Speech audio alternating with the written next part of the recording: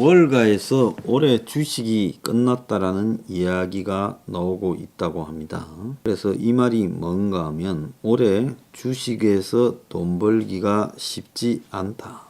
그래서 보통 월가에서는 새해 첫 5일이 나쁘면 한 해가 다 나쁘다. 이렇게 말을 합니다.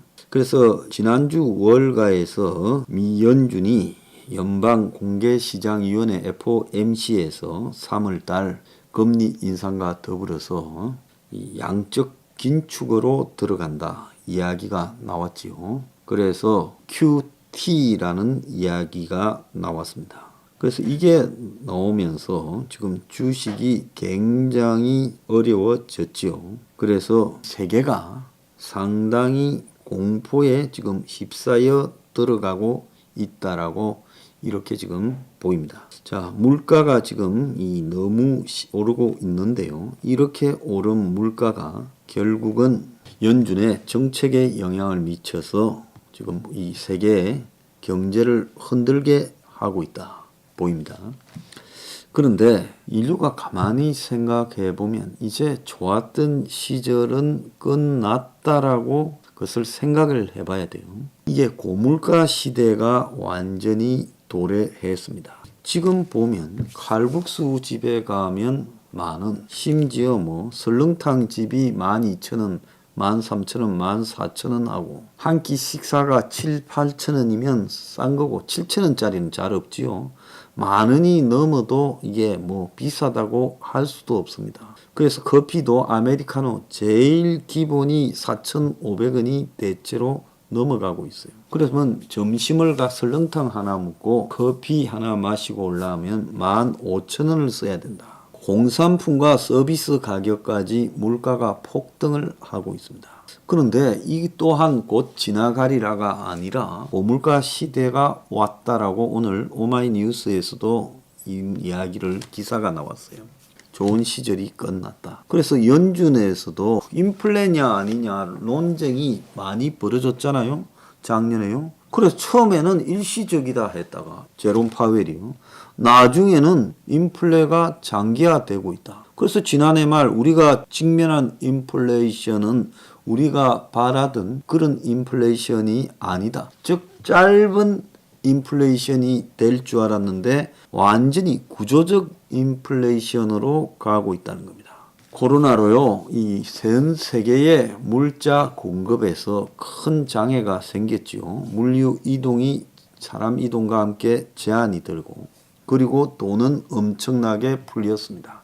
공급은 제한이 되고 수요는 늘어나고 그러니까 물가가 올라간 거예요. 자, 그러면 코로나가 끝나면 원상 회복이 될 거냐? 그런데 코로나가 끝나도 고물가가 계속 될 거다. 그 가장 큰 원인이 중국이 지금까지 낮은 생산비로 세계에 저공산품, 저가 공산품을 수출해 왔는 그런 세계 공장 노릇을 해왔는데 이제 중국의 이런 역할이 끝이 났고 그래서 실제로 보면 우리나라도 특히 미국에 가서 보면 대중들이 사용하는 저가 물품은 거의 다 중국제였죠. 그러니까 중국의 이런 저가 생산품, 저가 공산품의 덕택에 세계는 저물가를 이렇게 누려왔어요. 중국과 비슷한 역할을 한 것이 유럽에서는 동유럽이라는 거예요.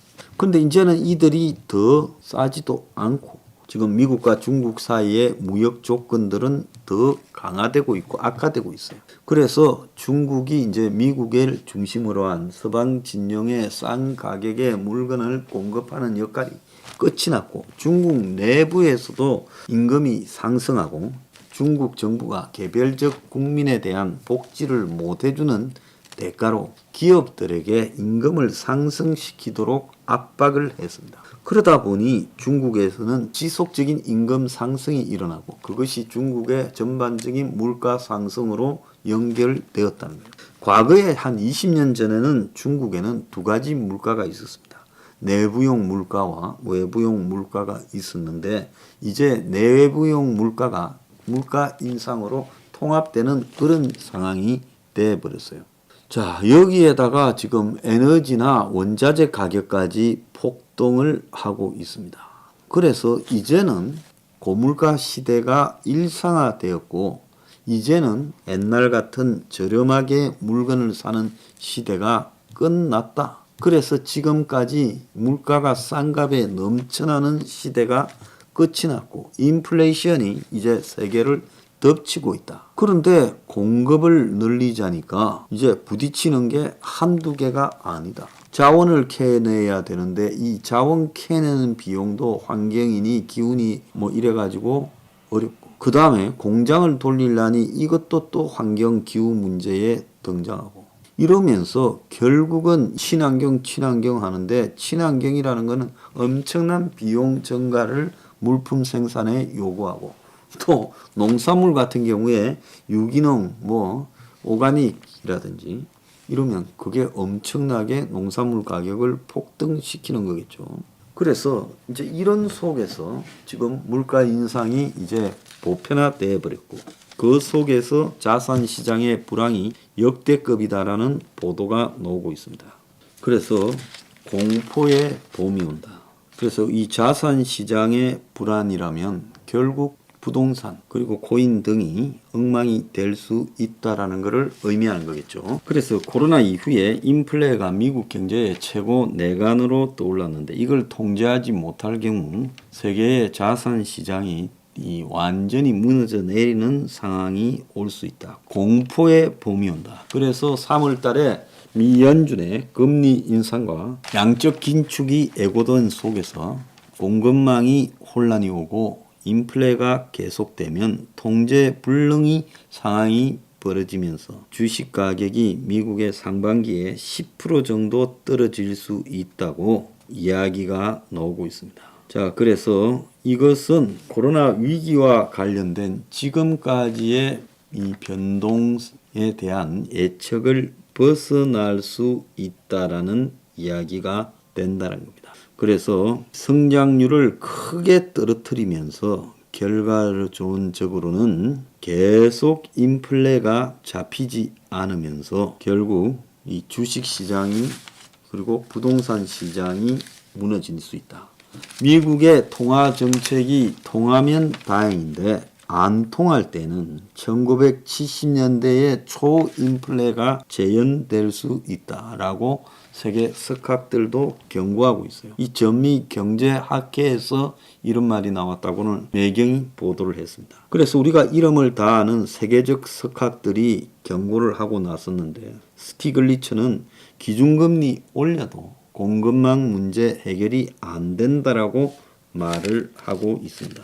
또 로버트 실러 교수는 6, 70년대에 그레이트 인플레이션 시대에 물가 급등을 초래한 그때 경영진 노동조합이 문제였다라고 하고 있고, 이것이 국가가 퇴보하고 있다라는 신호였는데, 자, 지금 그런 현상이 나타나고 있는데 통제가 되지 않고 있다. 그래서 연준은 인플레이션이 나아질 거라고 기대하고 있었고, 그런데 이게 초인플레이션이 돼버린 상황이면 70년대 같은 그런 상황으로 가버릴 수도 있다. 그래서 노동시장에서는 공급이 인력이 부족하고 완화된 통화 정책이 합쳐져서 이게 마치 마녀의 약처럼 미국 경제를 급속하게 인플레로 몰고 가고 있다. 그런데 이 문제뿐만 아니라 나라마다 국가 부채가 최고 수준에 도달해 있고 금리가 오르면서 재정 압박이 큰 문제로 가게 될 거라는 거죠. 그래서 미국이 QT 통화 긴축으로 돌아서면 자산시장, 주식이나 부동산 코인 가격이 크게 변할 것이고, 그리고 코로나 이후에 노동시장이 급변하면서 이제 실업률만으로 설명이 안 되는 현상이 나타날 거다라는 이야기까지 나오고 있습니다. 그래서 기존 경제 이론이 안 통한다. 자, 노동시장이 이제 전통적인 이론처럼 통하지 않는다는 거죠. 왜? 정부가 풀었던 돈 때문에 노동시장에 참여를 끓이고, 또 코로나라는 병 때문에 노동시장에 참여를 끓이는 상황이 나타나고 있고, 그리고 가상화폐는 그야말로 이제 미래를 기약할 수 없는 상황이 올 거다라고 말을 하고 있습니다. 그래서 미국 정부의 이런 재정 긴축, 통화 긴축 기조와 더불어서 한국의 추경에 대한 압박에 이 한국 국채 금리까지 올라가고 있어요. 자, 한국이 추경을 하려면 빚을 내야 될 거 아니에요? 그러니까 어떻게 되겠습니까? 한국의 국채 금리라는 것도 미국의 기준 금리와 연계될 거고, 그리고 빚을 내어야 되니 국채를 또 발행해야 되는데, 발행하는 국채는 어떻게 되겠습니까? 미국 금리보다는 높은 수준으로 가야 될 거 아니에요? 그러니까 지금 한국 국채 금리가 올라간다는 것은 일반 시중은행의 대출 이자의 상승으로 된다는 겁니다. 자, 거기에 얼마 전에 KDI가 방역 강화에 경기 하방 위험이 커지고 있다라고 이야기를 했고, 이제 빚걸 영투하다가 이제 지쳐서 나가 떨어지기 시작하면서 드디어 대출 잔액이 새 4영업일 동안 4,619억이 감소했다. 그래서 한국도 지금 자산 가격이 위기에 오고 있다는 겁니다. 아니나 다를까요? 오늘 한국의 지금 코스피 시장은 31.28포인트, 코스닥은 13.43포인트가 떨어졌어요. 그래서 주식들 대부분이 지금 내려가고 있습니다. 요약하자면 세계 경제에 기존의 경제 이론으로 설명할 수 없는 초인플레이션이 계속되고 끝나지 않을 것이다. 이걸 작년 연말까지 미국 연준 의장도 몰랐다. 그러니까 자기가 하는 경제를 스스로 자기도 모르는 거야. 왜 이런 일이 발생하냐? 저거가 무슨 일을 저질렀는지. 저렇게 금융위기 때부터 14년을 돈을 풀어놓고 세계 경제가 무사할 거라고 생각한 게 잘못이죠. 그래서 초인플레이션이 지속되면 지금 연준의 이런 금리 인상과 통화 긴축에도 그때부터는 이제 자산 가치가 흔들리는 상황이 벌어질 거다. 그래서 통제 불능 상황으로 흔들릴 수 있다. 이 자산 시장이라는 것은 뭐냐? 그것은 결국 부동산, 주식, 그리고 채권, 그리고 더 나아가서 가상화폐다. 이런 겁니다. 자, 전부가 엄청나게 조심해야 될 때입니다. 자, 오늘 아침에 이 언론에 보면 물가와의 전쟁에 나선 미국 대통령 바이든, 미 연준 의장 파월과 이례적 회동, 독립성을 존중한다면서 미국 대통령이 연준 의장을 잘 안 만납니다. 그런데 바이든이 만나가지고 연준이 물가 상승 인플레 억제에 지금 방점을 두고 있는데 힘을 실어줬다. 휘발유 값이 1년 새 51% 올랐다. 향후 미국 물가가 더욱 더 압박을 받을 거다. 바이든이 지지율 추락에 전전긍긍하고 결국 연준이 인플레 억제하는데 승부수를 던졌다. 그래서 6, 7월에 예상대로 빅스텝 0.5%씩의 미국 기준금리 인상이 있을 거다. 이럽니다. 자, 그런데 어제 보면요. 제가 나중에 따로 수엔스마일에서 방송을 찍어 놨습니다만은 미국에서 지금 연준 의장, 재무장관, 바이든 모두가 인플레가 이렇게 심할 줄 모르고 오판을 했고 가벼이 여기다가 작년 12월 정도부터 인플레가 발등에 불처럼 떨어져 버렸다는 거예요. 그래서 코로나 팬데믹, 공급 차질, 전쟁이 동시에 터지고 미국의 소비자들의 패턴이 변화하는 부분을 제대로 인식하지 못하고 가볍게 여기다가 점점 물가가 심각하게 올라가니까 연준 의장 파월부터 아무것도 아니다라고 하다가 좀 심각하네, 일시적이다 하다가 심상찮다 하다가 이거 물가 잡는 게 최우선이다 이렇게 됐습니다. 앨런도 마찬가지고 바이든도 마찬가지입니다. 그러니까 미국의 대통령이 온갖 정보를 다 지고도 미국의 물가가 저렇게 심각한지 몰랐던 거예요. 제가 작년에 미국의 인플레가 보통 심각한 게 아니다.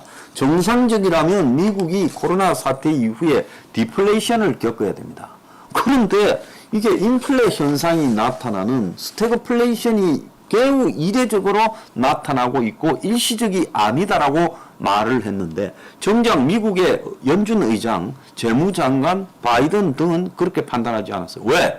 그들이 객관적으로 바라보는 게 아니라 정치적이거나 자기 개인적 이해관계로 미국의 경제를 바라봤다는 겁니다.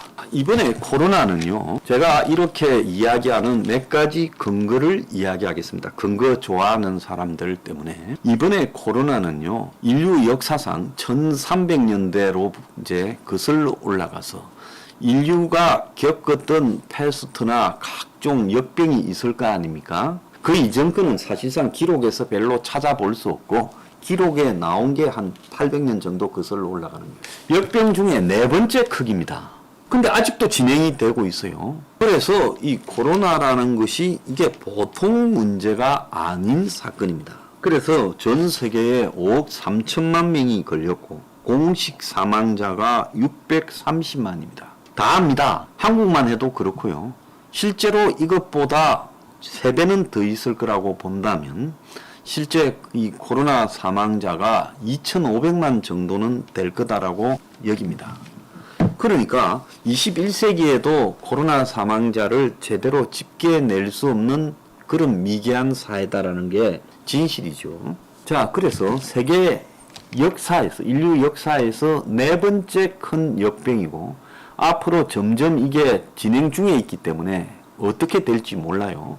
그러면 이런 역병을 겪을 때마다 중세 사회가 무너지고 근대 민족 국가가 형성되는 계기가 되고 뭐 그랬던 것처럼 이 코로나도 인류의 지금 문명을 흔들 만큼 매우 큰 사건이라는 겁니다. 그 다음에 두 번째로 코로나뿐 아니라 2008년의 금융위기 때 인류가 역사상 처음으로 가장 많은 돈을 풀었습니다. 그런데 이거는 그냥 푸른 게 아니라 부채의 현금화, 정부가 필요한 돈을 중앙은행이 국채를 사들이면서 푸는 방식으로 부채의 현금화 방식으로 양적화라는 이름으로 돈을 풀었지요. 그래서 이 모든 모니터리 시어리, 현대 금융이론, MMT라고 부르는 부분에서는 국가가 마이너스 재정을 이렇게 해도 결국은 경기가 회복되면 돈을 풀어서 빚을 얻어서 돈을 풀더라도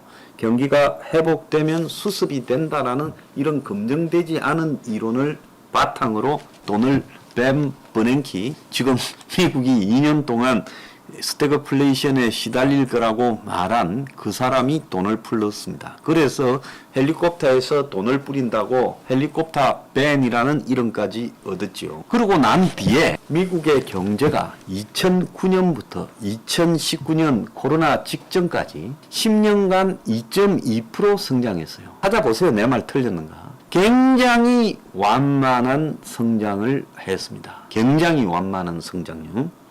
그래서 그렇게 많은 천문학적인 돈을 풀고 2.2% 성장해왔다는 것은 경제가 수습이 되지 않은 채 빌빌 쌓았다는 거죠. 돈을 그 정도 풀었으면 정상이라면 경제가 곧바로 회복이 되어서 활성화되었어야 되는 겁니다. 그러면 이것은 왜 이랬냐? 그건 제가 세 번째 이야기할게요. 그래서 두 번째로 보면 2008년 9년에 엄청난 천문학적인 역사상 가장 많은 돈을 풀었어요. 미국이 또 그렇게 풀었고 전 세계가 풀었습니다. 세계 금융위기라고는.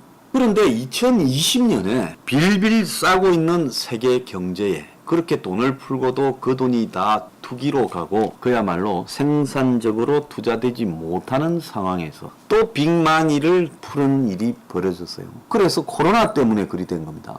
어마어마한 돈을 또 금융위기 때보다 더 많은 돈을 미국이 풀고 세계가 풀었습니다. 그래서 6천만 명이 실직을 했고 미국 정부가 엄청난 돈들을 1인당 한 170만 원씩 나눠줬어요. 그러니까 4인 가족이면 한 600만 원씩 받은 거죠. 자, 이렇게 돈을 나눠줬습니다. 그러니까 2008, 9년에 한번 그러고 2020년, 21년에 또 그랬습니다. 그러니까 이걸 가만히 보면 12년 만에 또 돈을 푸는 세계 유례에 없는 빅마니를 푸는 부채의 현금화를 두 번이나 미국과 세계가 거짓을 했어요. 중국도 지금 또 돈을 엄청나게 풀고 있지 않습니까? 아직도 진행형이에요. 이게 얼마나 풀었나라는 거는 완전히 끝이 나야 그 액수가 나옵니다. 그러면 이런 식으로 시중에 돈 양이 많아졌을 때 그것은 인플레, 초인플레로 갈 수밖에 없다. 자, 그게 이제 두 번째예요. 세계가 아주 짧은 기간에 돈을 두 번을 풀었는데 처음 풀고 두 번째 푸는 기간에도 제대로 회복되지 못했다. 세 번째는 왜 그러면 돈을 풀면 회복이 됐는데 회복이 되지 않는가 하면 세계 경제가 돈을 버는 금융 투기화 되어 버렸고 또 한편으로는 IT 같은 일종의 상장시켜서 떼돈 버는 그런 사업, 주주자본주의화 되어버렸고 그것을 흔히 자동화, 세계화 또 기술의 발달, 4차 산업혁명이라고 이야기를 한다는 겁니다. 인류가 인터넷이 등장한 1990년대 중반 이후부터 지금 한 30년 가까이 되어 가는데요. 이 4차 산업혁명의 그 이전까지의 3차까지의 1, 2, 3차 산업혁명과는 달리 4차 산업혁명은 일자리를 창출하지 못하고 부를 균등하게 분배하지 못하고 벌어들인 돈이 소수의 금융자본가, 투자가 내지는 기술을 가진 사람에게 집중되고 있다라는 단점을 낳고 있어. 그래서 기업이 벌어들인 돈이 노동자에게 돌아가는 몫이 점점 줄어드는 상황이고 그러니까 금융위기를 겪고도 그렇게 많은 돈을 풀어도 돈을 풀면 풀수록 투기에 돈이 들어가지 기업 활동에 들어가서 일자리를 많이 만들고 생산, 소비, 투자가 유기적으로 연결되면서 일반 대중들이 임금으로 받는 몫으로 오지 않는다는 겁니다. 자, 그래서 이런 첫 번째, 두 번째, 세 번째 요인에다가 더 나아가서 지금 미국은 소비 패턴이 급변해서 미국의 소비자들이 돈을 쓰지 않는다는 거예요. 그 다음에 이 전쟁이 또 터졌고 코로나 위기는 한편으로 세계 무역을 축소시켜버렸어요. 자, 일자리들이 지금 급격하게 코로나 위기 때문에 이 물류, 운송 등에 관련되는 일자리들이 사라져 버렸습니다. 자, 그걸 갖다가 서포트 해주는 유통에 관련되는 일자리들도 사라져 버렸어요. 그러다가 코로나가 좀 덜하다라고 해서 그걸 복귀시키려니까 돌아오지 않는 겁니다. 왜? 한번 망해버리면 거기에서 노하우, 인맥 이런 모든 것이 다 무너지는 거예요. 그래서 다시 돌아와서 완전 복원되는데 시간이 걸리는 거예요. 미국만 해도 부두 노동자들이 코로나로 각국이 봉쇄를 하니까 다 집으로 돌아갔어요. 뿔뿔이 흩어졌습니다. 그 부두의 각종 장비들을 하역 장비나 이런 운송 장비들을 가진 사람들도 팔아버리고 다 망해버렸습니다. 근데 그들 보고 다시 일해라 한다고 그들이 살 돈이 있어요? 장비나 기계, 이 컨테이너 트럭을요? 지금 이런 거예요. 오늘 보면 2008년 금융위기를 예측했다라는 신혜영송 BIS 국제결제은행 조사국장이 인플레 충격이 크겠지만은 스태그플레이션은 없다라고 말합니다. 이런 사람은 기득권의 이 원리, 세계화로 먹고 사는 사람이기 때문에 반세계화 풍조도 크게 심각하지는 않다. 완만한 속도의 세계화로 갈 거다고 긍정적으로 말할 수밖에 없어요. 그런데 문제는 지금 겪고 있는 이런 것들이 인류 문명의 일종의 전환기에 국가의 정치 시스템이 국민들과 사회적 합의를 해야 될 부분이 있는 거예요. 자, 계속 자동화와 이 플랫폼 경제, 어플 경제, 기술 경제, IT 경제, AI 경제를 끌고 가면 그러면 수많은 사람들이 오토바이 배달만 해서 먹고 살 거냐? 전부 전자상거래로 이루어지면 그러면 유통 오프라인 매장들은 다 문을 닫아 백화점부터 마트부터 동네 가게들까지. 그러면 그 사람들은 다 뭐 해서 먹고 사냐? 공장에서 일하는 사람은 점점 줄어드는데 이 높은 기술을 보유하지 못한 대다수의 사람들은 산업혁명이 일자리를 새로 창출한다는 말이 4차 산업혁명부터 통하지 않는다라는 데 대해서 어떻게 설명할 거냐. 이런 문제들을 외면하는 겁니다. 자, 그래서 요약하자면 첫 번째로 세계 역사상 네 번째의 역병이 있었고 그 역병은 경제 시스템을 완전히 그 시대의 시스템을 파괴해버립니다. 그게 첫 번째고 두 번째는 세계 역사상 가장 짧은 시간 간격으로 12년 만에 2번이나 어마어마한 돈을 풀었다는, 역사상 최고의 돈을요. 근데 그 돈의 이 거품이 투기로 가서 인플레로 가서 지금 수습이 불가능한 스태그플레이션 양상을 불러일으키고 실물 경제는 급속히 장기 불황으로 가고 있다. 세 번째는 이렇게 오는 과정에서 기본적으로 90년대 중반 이후부터 30년간의 세월 동안 4차 산업혁명이 보편화되면서 인류의 일자리를 완전히 없애버리고 또 세계 경제는 주주자본주의로 가버렸다. 그래서 수익의 창출이 노동임금의 창출, 일자리의 창출로 연결되지 않는 시대가 되어버렸다. 그래서 돈은 긍정적인 데보다는 투기적으로 작용할 수밖에 없다라는 겁니다. 그래서 주주자본주의, 투기자본주의의 영향력이 본격화되어 버렸다. 자, 이게 지금 이 세계의 모습인 겁니다. 그래서 미국이 앞으로도 경제가 성장은 영영 틀렸어요. 난 그렇게 봅니다. 왜? 이제 뭔가가 세계 경제가 파퓰리즘으로 대중들이 몰려가고 정치 시스템이 흔들리고 그 속에서요 완전히 세계 경제의 새로운 패러다임이 만들어지는 순간까지, 그러니까 변화한 경제적 시스템 하에 정치가 새로 판을 짜야 되는 거예요. 근데 그런 것들은 뒤처지고 있죠. 정치는 구식 정치고 경제는 완전히 변해버렸어요. 못 따라가고 있다는 겁니다. 그러니까 이 격차에 의한 대중들의 반발과 시위와 국가의 전복, 국가의 디폴트 몰락 등이 계속될 거고 파퓰리즘이 유행할 거고, 그래서 어느 시점에 가야 이 정치가 국민들을 놓고 사회적 합의를 이루도록 될 것이다라는 겁니다. 그때까지 고생할 수밖에 없다는 겁니다. 이런 것들을 미국 대통령도 이해 못하고요. 아무도 이해 못해요. 미국 연준 의장도 이해 못하고 또 더 나아가서 미국 재무장관도 이해를 못했으니 저들이 인플레 본질이 뭔지도 몰랐던 겁니다. 자, 요즘 지난 정권에서 연구소장 이런 데 임명되어 있는 자들, 물러나지 않는 자들 쫓아낸다, 공기업 부채 심각하다, 이런 비판들을 많이 하고 있습니다. 그래서 정권은 정권 나름대로 이 기강잔이 어떠니 하는데, 어떻게 보면 이런 것들이 다 무의미해지는 순간이 오고 있는 거 아니냐, 저는 개인적으로 그렇게 느껴요. 그래서 이게 살인적 인플레가 지금 지속되는 현상이 나타나고 있습니다. 오늘 아침에 보면 소비자들이 향후 물가가 어떻게 될 것 같냐라고 느끼는 게 기대 인플레이션이라고 하는데, 기대 인플레이션이 지금 4%에 육박하면서 10년 만에 최고치를 기록해서 한국은행이 다음 달에 7월 달에 이제 이틀 뒤죠. 빅스텝 0.5%의 금리 인상을 할 거다. 미국이 자이언트 스텝으로 0.75를 하니까 금리가 어차피 0.5를 올려도 역전이 됩니다. 그런데 0.5% 올리면 6조 7,500억이 지금 더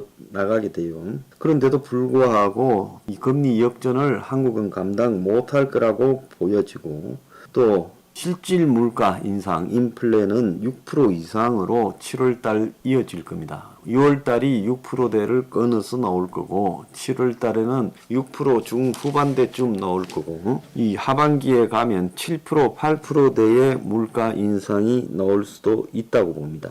그래서 결국은 이 가계 체감 경기를 보여주는 소비자 심리 지수도 1년 4개월 만에 제대로 떨어졌다. 자, 이런 이야기가 지금 나오고, 공공요금 생필품 가격이 지금 무섭게 오르고 있습니다. 자, 그래서 물가가 오르니까 임금 상승을 시켜달라는 지금 이 노동계의 요구가, 또 최저임금도 올려달라는 요구가 거세지고 있고, 그 임금 상승이 다시 물가 상승으로 이 악순환 되면서 여기에다 이제 금리가 더 올라가면 내수 침체가 또 되는 이런 상황이 오면서 일본과 같은 장기 침체 현상으로 빠져들 수도 있다는 거예요. 근데 이것도 큰 폭탄이 터지지 않고 원활하게 가면서 경제가 이제 디플레이션 상황으로 빠져들 때 이야기고, 일단 인플레를 끄는 과정에서 경제가 급추락하면서 대공황 같은 빅뱅 현상이 나타난 다음에 그 다음에 이제 디플레이션 현상이 올 거다라고 봐야 되죠. 자, 지금 무서운 밥상 물가, 마요네즈 1년 새 45%, 햄도 뛰어, 국제 식량 가격 환율 여파다라고 말하며 국수 33%, 식용유 23%, 가공식품 물가가 10년 만에 최대치다라고 말합니다. 그래서 소비 심리가 완전히 얼어붙었다라고 봐야 되고, 전 세계는 지금 금리 인상 대열에 전부 합류하고 있는 그런 양상입니다. 자, 그리고 미국의 이 과잉 재고가 심각해서 미국이 이미 경기 침체에 진입했다라는 지금 보도가 연이어 나오고 있습니다. 그래서 미국의 이 유통기업들이 재고가 상식적 수준을 넘었을 만큼 쌓여 있다는 거예요. 미국의 유통업체들은 재고가 넘쳐서 반품을 원하는 사람이 나타나면 환불은 해주되 물건은 안 받는 그런 현상까지 나타나고 있다는 거예요. 그래서 이 공급 과잉 문제로 이 공산품에서는 디플레이션, 물가 하락이 지금 발생하고, 그래서 연준이 지금 금리를 올리고 양적 긴축 QT를 하는 데서 반대로 돌아서는 현상이 올해 말에 나타날 거다. 그러니까 외견상으로 나타나는 것은 이 공급이 넘치고 물건이 쌓여 있고 수요가 부족한, 소비가 부족한 현상이 나타나고 있고, 다른 한편에서는 물가가 급등하는 현상이 두 개가 나타나고 있어요. 그래서 주로 이제 공산품, 가전이라든지 이 공산품에서는 물가 하락 현상이 나타나는 전형적인 불황의 형태, 장기 대침체, 대공황의 형태가 나타나고, 다른 한편에서는 인플레가 잡을 수 없을 정도로 올라가는 뒤섞인 현상이 나오고 있어요. 그럼 이거는 어떻게 해결이 될 거냐? 결국 인플레를 잡는다고 금리를 올리다가 이 미국 경제에서 어느 순간에 완전히 빅뱅처럼 폭발하는 한 순간이 나올 거라고 봅니다. 그래서 이 순간에 이제 이후에 주식 가격이 하락하고 그야말로 충격적인 경제 상황이 되겠죠. 경추락을 하겠죠. 그리고 경추락을 하게 된 상황부터는 이제 디플레이션이 전개될 건데, 그렇지만은 이제 식품이라든지 국제 무역에서 꼭 필요한 원자재라든지 소재 부품에 있어서 인플레이션 현상은 당분간 계속 지속될 수밖에 없는 부분이 있어요. 그래서 인플레와 디플레가 혼재되는 상황이 좀 진행이 되다가, 인플레가 엄청 진행이 되다가 그 금리를 올리면 경추락을 하면서 인플레가 어떤 부분에는 심하고 어떤 부분에는 디플레가 혼재되다가 그것이 좀 더 진행이 되면 디플레이션으로 정리되는 그런 양상으로 갈 거라고 봅니다. 자, UBS 글로벌 투자은행은 앞으로 한 3년간 슬로우플레이션, 즉 다소 높은 인플레이션 속에서 저성장으로 들어간다. 그래서 스태그플레이션보다는 낮은 강도로 가게 될 것이다 라고 이야기하는데, 이 또한 그들의 아마 희망사항에 불과하다라고 보고, 인플레이션이 잡히는 이 순간은 충격적인 자산의 폭락이 오고, 그 다음에 제2 신공황이 시작되면서 그 속에서 이제 장기적으로 인플레이션이 디플레이션하고 혼재되어서 가다가 이제 슬로우플레이션으로 진행될 가능성이 있다는 거예요. 저는 제 생각이 100% 맞을 거라고 보고 있습니다. 그래서 미국에서도 지금 스태그플레이션이냐 슬로우플레이션이냐라는 논란이 거듭되고 있는데, 그래서 올해하고 내년 초까지는 스태그플레이션으로 100% 간다.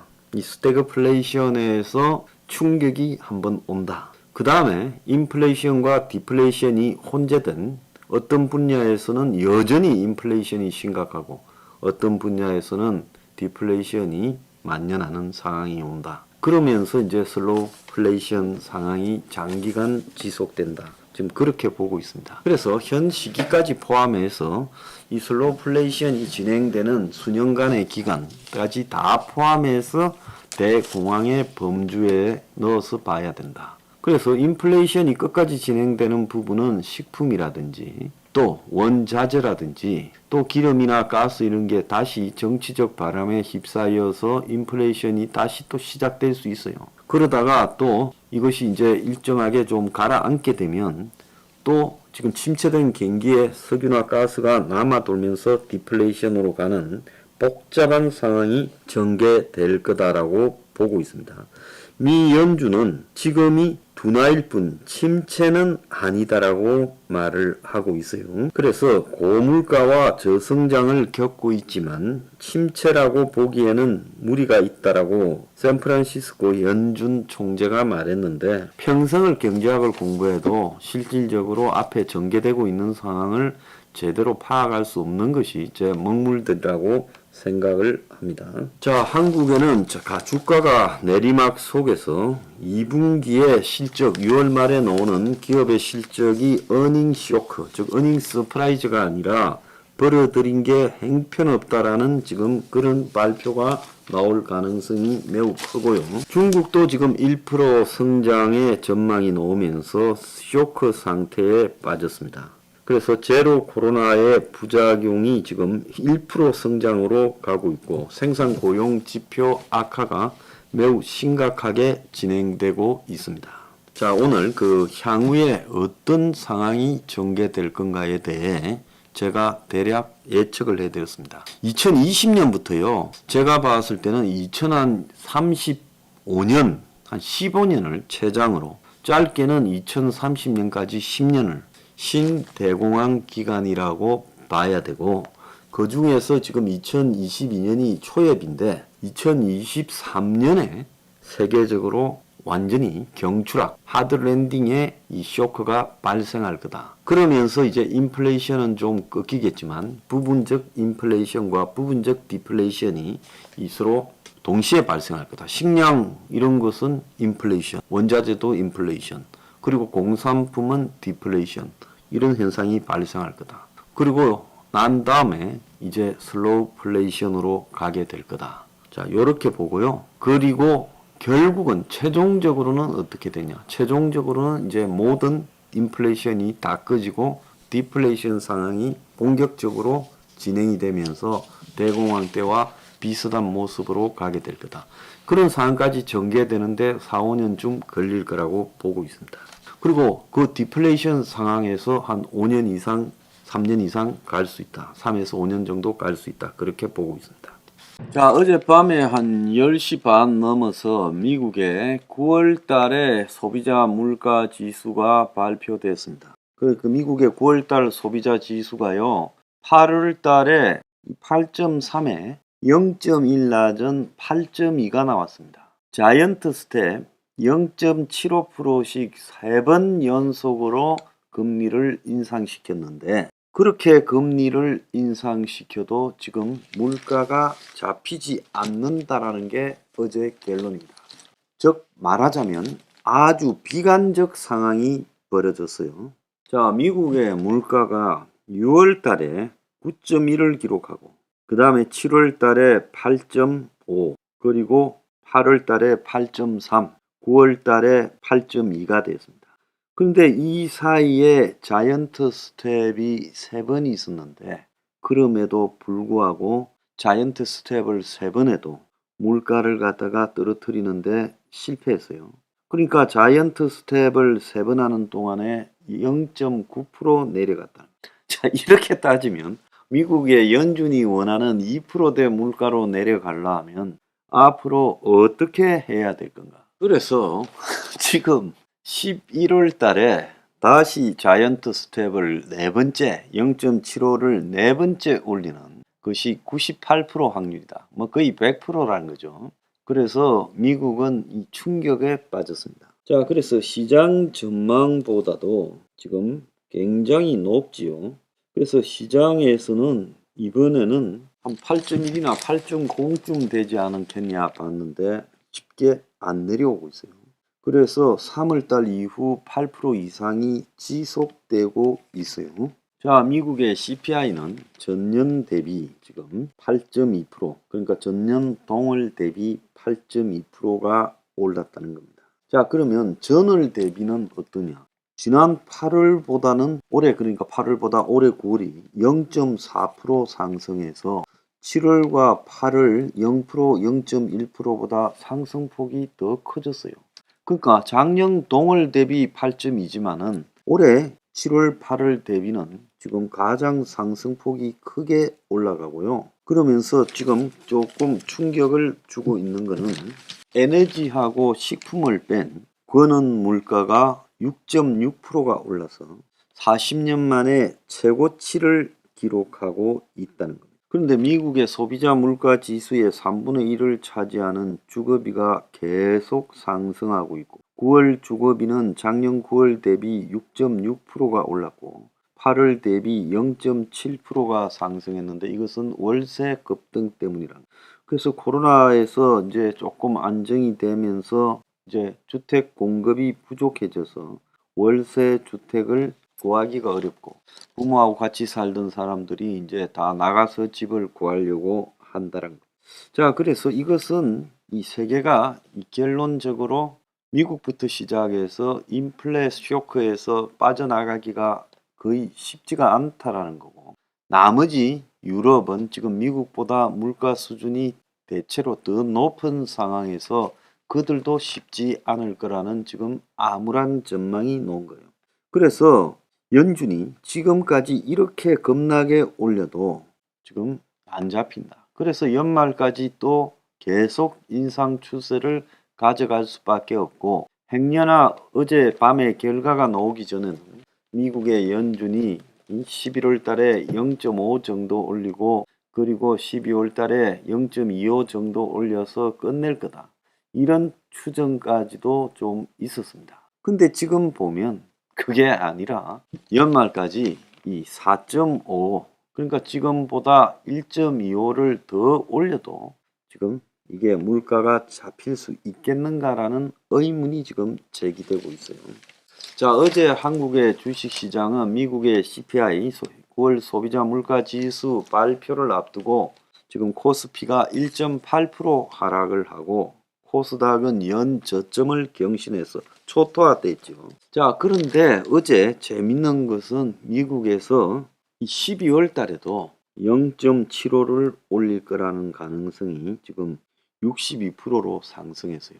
그래서 애초에 0.75 플러스 0.5로 가지 않을까 했는데 이제 0.75 플러스 0.75 그러니까 지금 1.5가 더 올라간다. 그렇게 되면 12월 말에 미국의 기준금리는 4.75가 될 수 있다. 저는 4.5에서 5 사이가 될 거라 봤는데 이제 그게 될 가능성도 생겼어요. 근데 웃기는 거는 이렇게 물가 지수 발표가 나왔는데 그 직후에요. 이 주식이 상당히 초반에 미국 주식 시장이 열리고는 급락을 하다가 큰 폭으로 반등을 했습니다. 자, 미국의 그 뉴욕 증권 거래소에서 다우존스 30 산업평균 지수는요. 전날보다도 500포인트가 이 CPI 결과를 보고 내려가다가 장중에 반등에 성공하면서 아주 치고 올라가서 827.87포인트, 2.83%가 오른 3038.72에 거래를 마쳤어요. 스탠다드 앤 푸어스 500도 결국 2.6%가 올랐고 나스닥도 2.23이 올랐어요. 그래서 예상치보다 높은 인플레가 지금 나왔는데 확 떨어지다가 갑자기 반등을 하는 지금 이 발작 현상이 일어났습니다. 이것도 매우 부자연스러운 거죠. 자, 이거는 왜 그러냐? 이것에 대해서 블룸버그는 이렇게 해석을 합니다.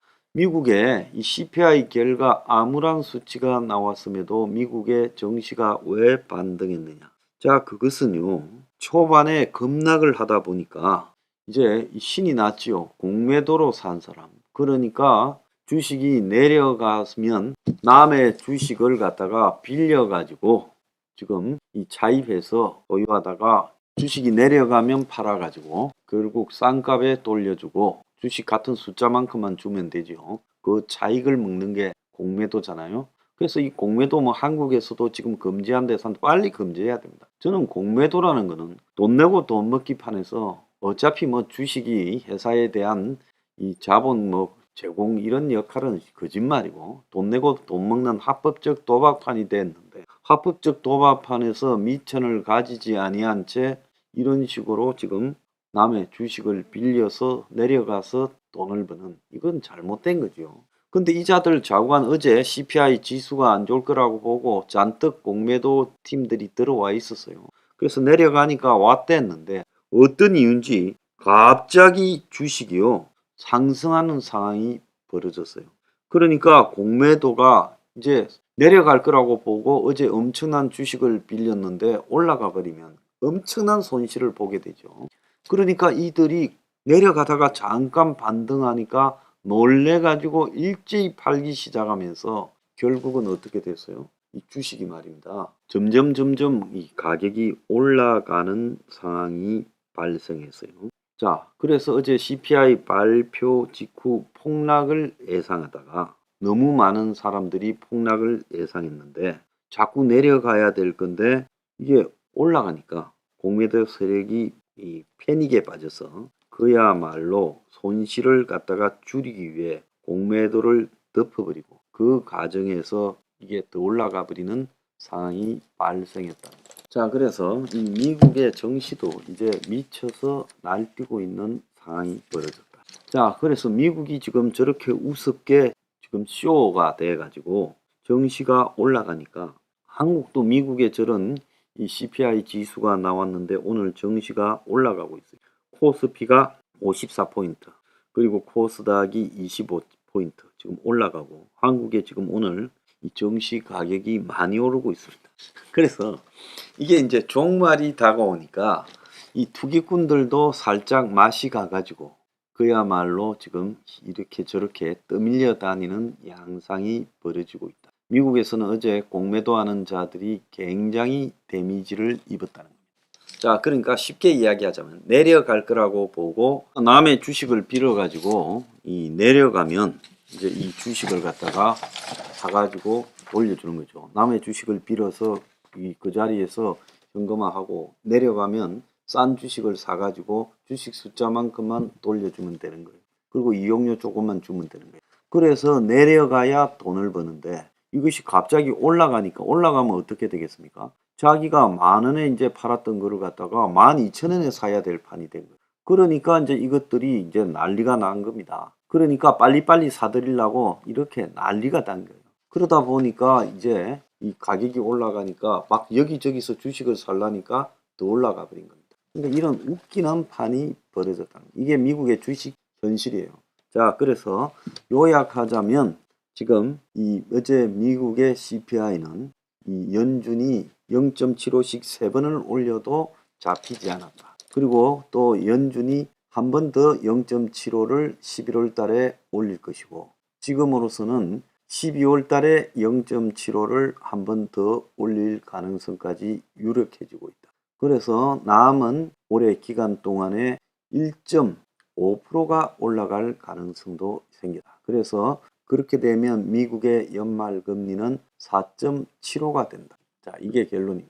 자, 그러면 한국이 그럼 엊그제 0.5를 올려가지고 지금 얼마입니까? 3%죠. 근데 자, 그러면 미국이 연말까지 4.75고 한국이 3%면 한국은 얼마를 더 올려야겠습니까? 1.5쯤 더 올려야 될 겁니다. 참 기가 찬 일입니다.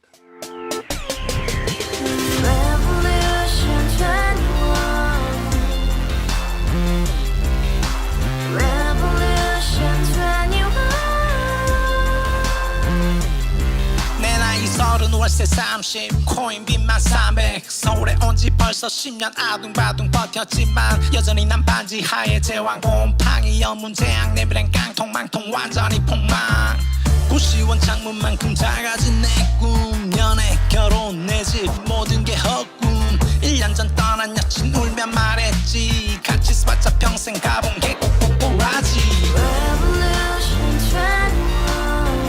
가바후스 700 나도 소유주 가바후스 700 나의 소유주 택시기사 우라부지 마트캐셔 우라무니 우리 집안 다 털어봤자 후줄 그래 개선민 내 미래 거기서 팍 끝난 거지 팍더 이상 노력 따윈 괴물이 스펙 찾아 싼말리 비오는 날 알바 잘려 맨날 학원 날 지쳐 발려 밤비 내리는 양화대교 홀로 걷고 있을 때 현수막에 아로 새겨진 평당 700짜리 아파트 다같이 소리 질러 혁명 21 Revolution 21 카바후스 700 나도 소유주 Revolution 21 카바후스 700 나의 소주 You and I, we live together in the house. Brand new day, and your dream had just begun. yeah. Revolution 21, only open happiness. 너의 곁에 내가 영원히 yeah. 지금까지 정치인들 입만 열면 찝찝찝 개소리 멍멍멍 쳤다 하면 뻥 잘난 부모 만나 잘난 학교 나오면 뭐 하나 우동살이 꽉 찬 대가리 깡통 소리 통통 저 푸른 조원이의 그림 같은 집을 짓고 평상사천 팔면 뭐해 평생 살 수 없는 집 내 미래 내 꿈 희망 퀸 살아나는 집 우리의 미래 혁명 21 Revolution 21. 카바후스 700 나도 소유주 Revolution 21. 카바후스 700 나의 소주 Revolution 21. 카바후스 700 너도 소유주 Revolution 21. yeah. 카바후스 700 너의 소주